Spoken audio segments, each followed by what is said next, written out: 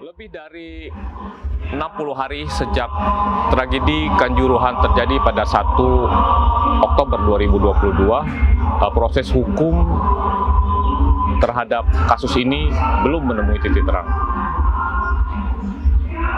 Para korban sangat berharap tragedi Kanjuruhan ini bisa diungkap.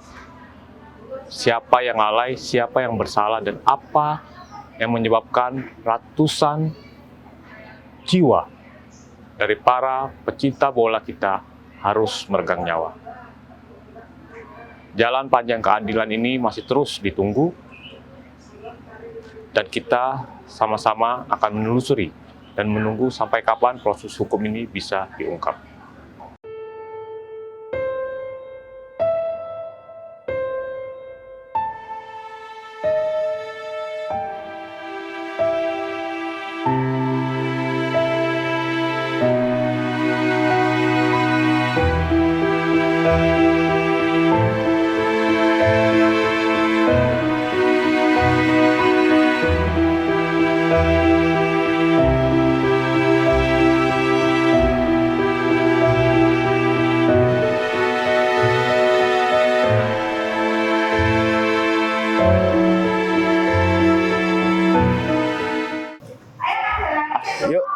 Assalamualaikum Mas. Waalaikumsalam warahmatullahi wabarakatuh.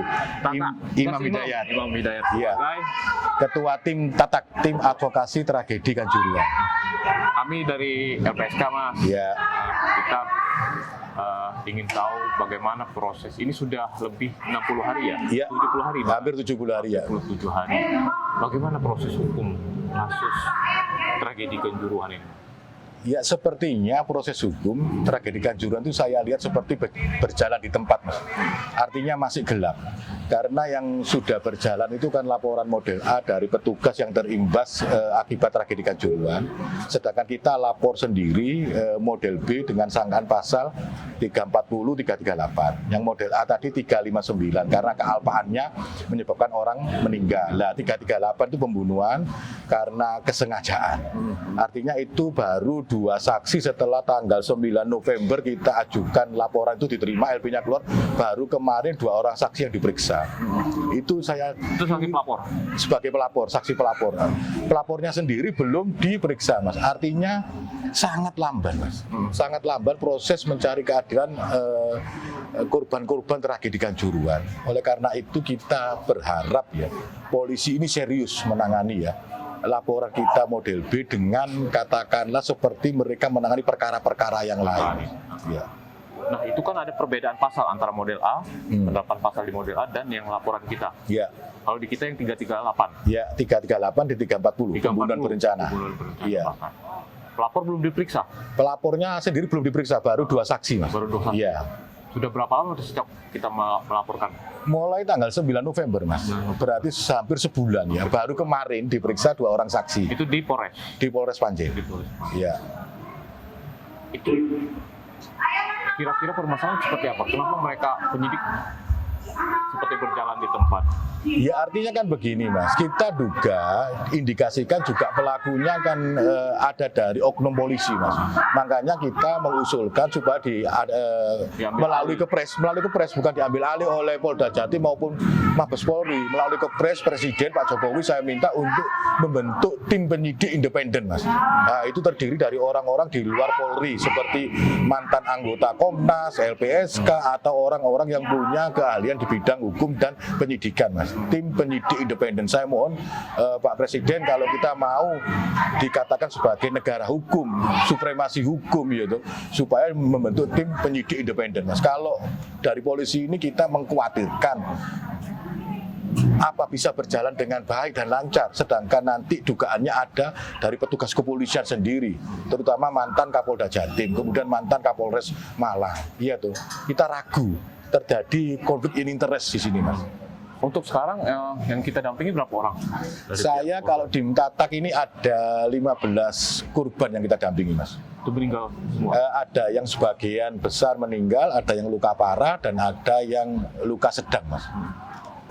Jadi ini jalan panjang, ya jalan panjang terjal dan berliku untuk memperjuangkan para korban tragedi Kanjuruhan karena ini tragedi kemanusiaan yang luar biasa, Mas. Iya, karena kalau lihat dari jumlah korban sudah. Iya 135 dan ini nomor 2 di dunia, di Mas. dunia. Iya, itulah yang harusnya menjadi perhatian khusus Bapak Presiden ya. Kalau tidak begitu nanti akan terus, artinya apa ya? Proses ini akan ya seperti ini aja, lambat seperti pada waktu otopsi itu ya. Ya. Seharusnya kan sebelum diserahkan ke keluarga sudah diotopsi dulu. Harusnya. Nah ini diserahkan keluarga, kemudian pihak keluarga, dimakamkan, pihak keluarga mengajukan otopsi, itu pun ada tekanan psikis.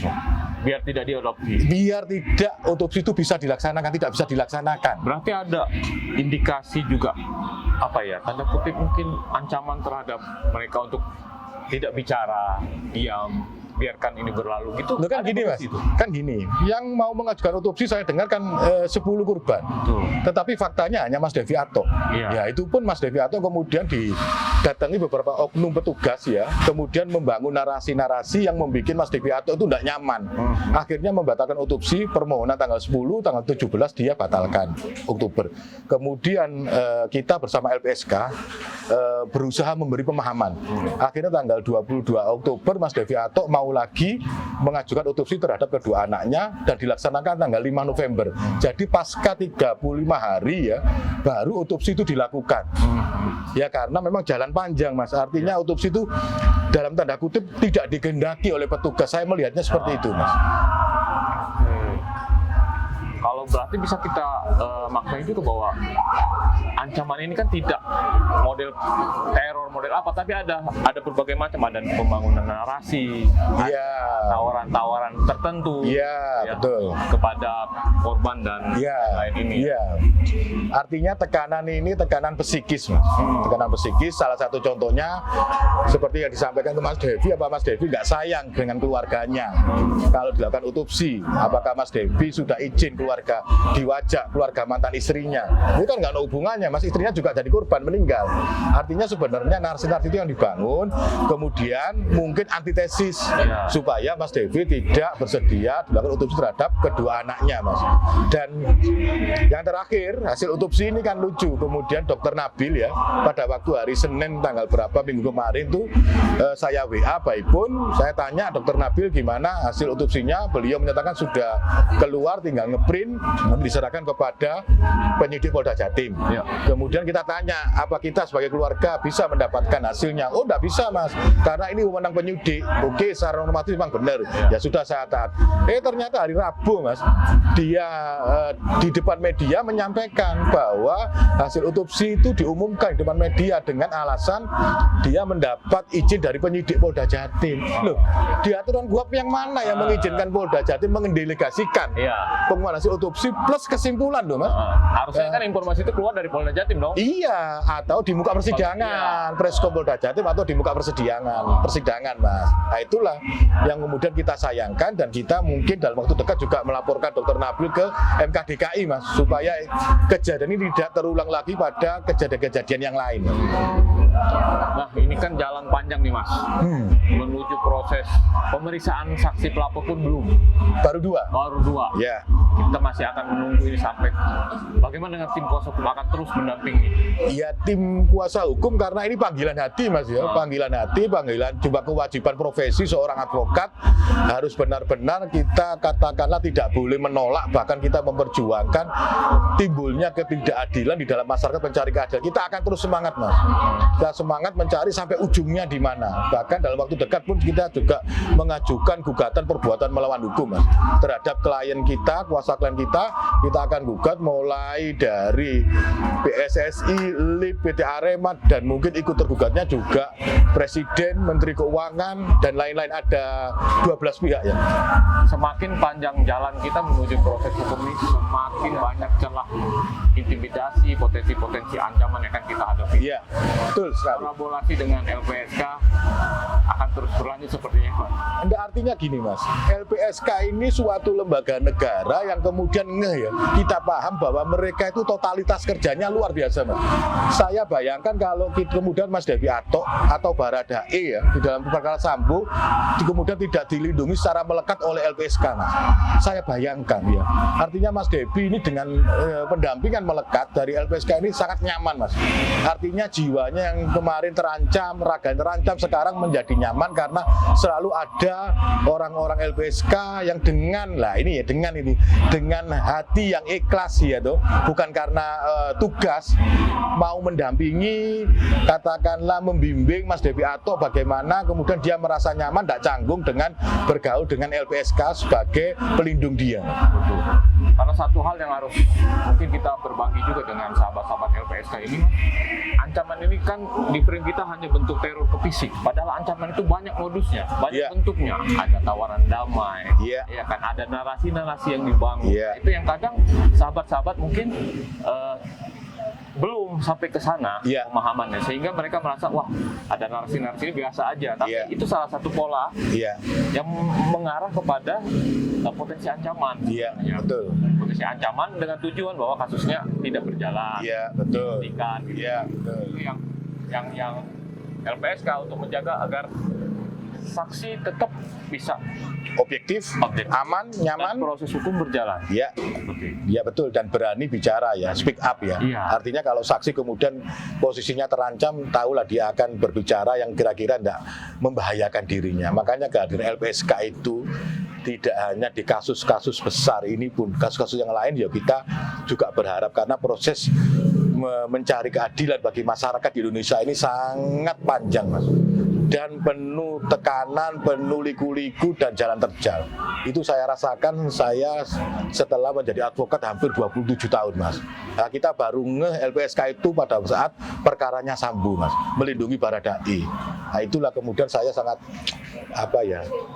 bangga ya kita bisa dekat dengan LPSK itu, karena memang untuk penegakan hukum ini sangat diperlukan lembaga ini. Terima kasih Mas. Yuk, thank you ya. Sukses semua, sehat. Jalan masih panjang. Iya. Mudah-mudahan tetap support, semangat ya. Dan kita berdoa bersama. Teman-teman korban, teman-teman yang tertimpa musibah tetap komitmen. Siap. Agar proses hukum ini bisa kita ungkap. Siap. Dan siapa yang menjadi dalang. Thank you ya. Yuk.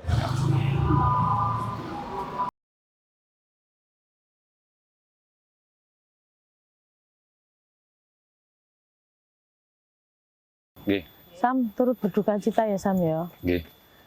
Ya Allah, semoga mereka husnul khotimah ya. Umur piro ya Sam? Arek-arek iki Sam. Natasha usianya 16 tahun. Nah, adiknya ini si Lala usia 13 tahun, masih kelas 1 SMP.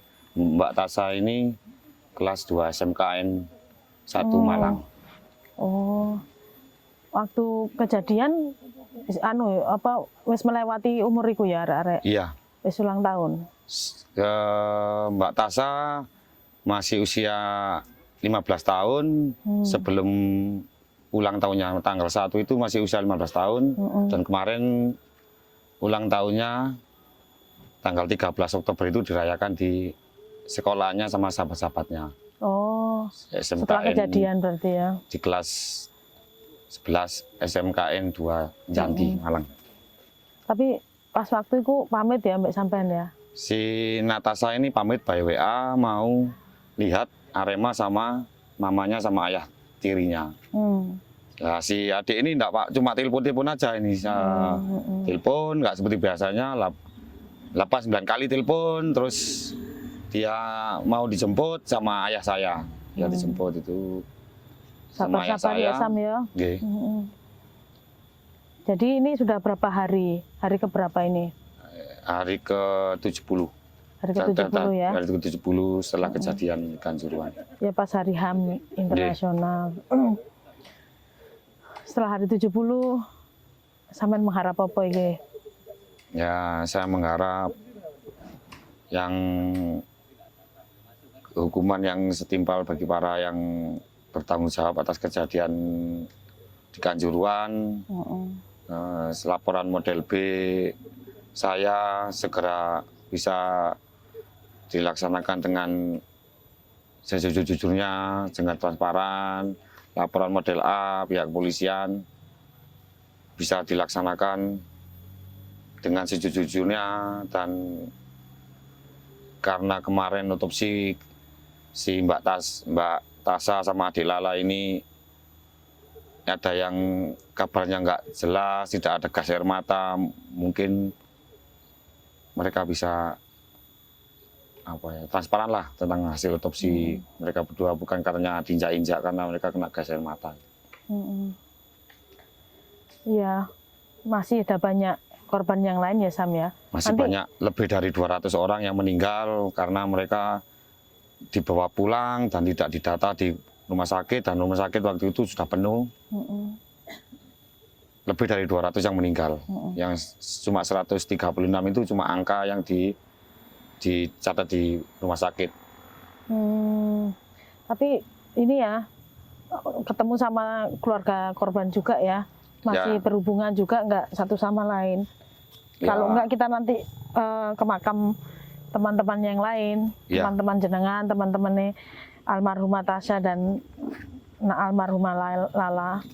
Saya masih berhubungan baik sama keluarga korban yang mau bersaksi, dan ada juga yang jadi saksi saya dalam pelaporan. Nanti kita akan ke makamnya si Jovan. Jovan juga korban dari Kanjuruhan di Desa Bulawang. Kuat-kuat ya Sam ya? Siap. Sabar-sabar ya Sam? Siap. Monggo. Juga untuk kunjungannya. Iya. Bu, ini kan sudah 70 hari setelah kejadian ya? Iya. Tadi doanya apa Bu untuk almarhum Dek Jovan? Kalau untuk almarhum sendiri sih, khususnya almarhum supaya husnul khotimah ya Bu ya. Tapi sambil ini saya mencari keadilan supaya cepat terusut lah semuanya. Ya amin, semoga ini ya cepat terusut. Amin, amin ya rabbal alamin. Itu harapan Ibu juga ya? Harapan saya, sangat berharap itu Bu. Masih ada teman-temannya lain nggak nih si Jovan ini Bu? Teman waktu nonton apa? Waktu menonton. Ada. Saya dengarkan satu temannya ya. Iya, satu grup sekolah. ya sama teman-temannya. Iya, ya. teman sekolah. Teman sekolahnya ada. Yang meninggal berapa Bu? Dari teman-temannya ini? Kan kalau nggak salah ada 8 atau berapa ya? Yang temennya Jovan. Yang bareng-bareng.